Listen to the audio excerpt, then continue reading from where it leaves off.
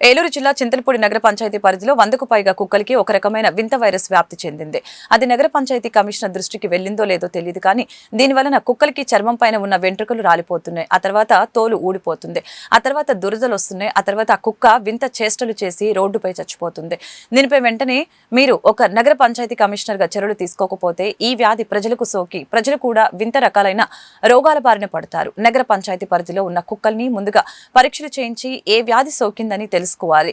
ఆ తర్వాత కుదిరితే వాటికి యాంటీడోస్ ఇప్పించాలి. లేకపోతే చాలా తీవ్రమైన సమస్య ఎదురవుతుందని ప్రజలు వాపోతున్నారు.